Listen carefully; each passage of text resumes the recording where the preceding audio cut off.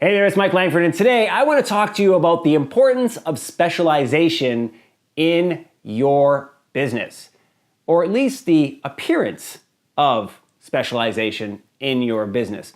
I was reminded of this concept yesterday when I was meeting with a prospective client in a pitch meeting.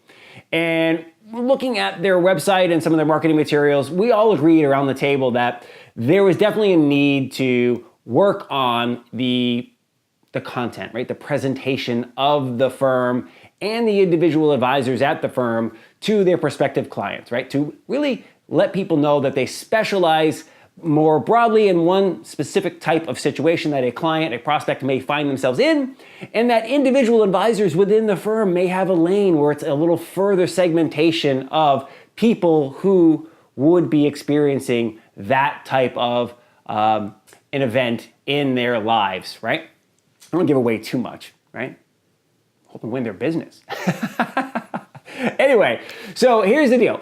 Specialization matters, and I said at the beginning of this video, or the appearance of specialization, the packaging of what you do as to appear to be specialized for the consumer is really, really important, because when somebody has a problem, or they find themselves in a specific situation, they go looking for somebody who can solve that problem. And I was really reminded of this today because we had a repairman come to the house to fix the heater in the upstairs of our house because the blower wasn't turning on. The heat was coming on, but the air was not being blown around upstairs, and so our kids' rooms were kind of cold in the morning, right?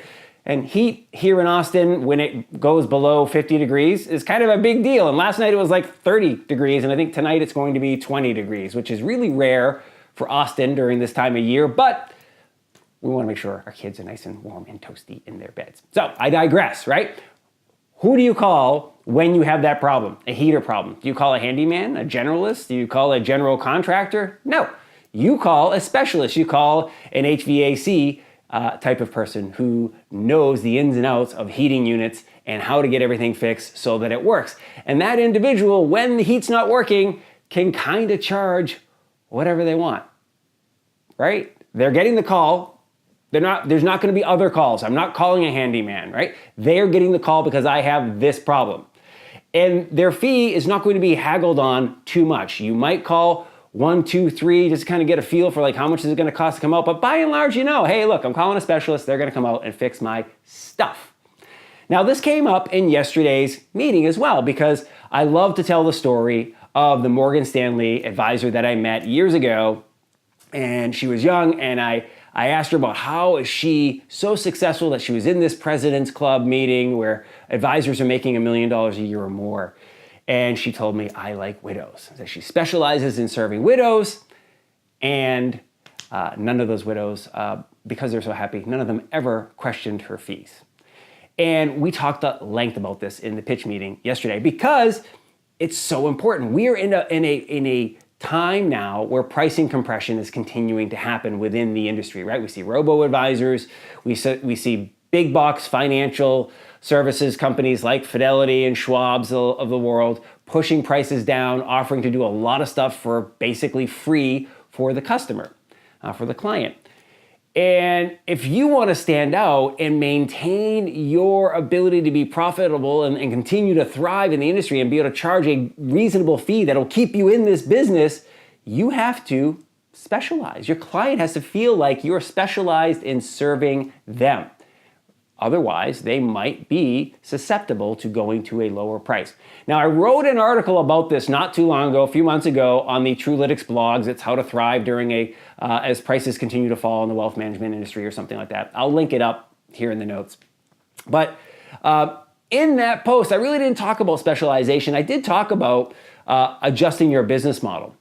But what I would urge you to do, one relatively simple thing to do, is kind of look inside and look at your customer base and decide, how do I package myself so that I appear to specialize in helping people with certain problems, but not just any people with certain problems, certain people with certain problems, right? Whether it's small business owners of a certain type, whether it's people from the medical profession, people from the tech industry, people who are widows, people who are widowers, right?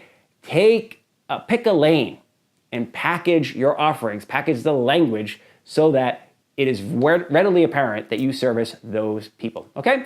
Hope you enjoyed this topic. If you have other questions you'd like to see me cover, please do send them in. Looking forward to chatting with you. You can always reach out to me here on all the socials, wherever you're watching this video, leave a comment and I'll get back to you. Or you can reach me at finservmarketing.com, or you can shoot me an email, because I'm Mike at finservmarketing.com. So that's super duper easy to find, okay? Hope you're having a great day and we will talk to you soon. See ya, bye.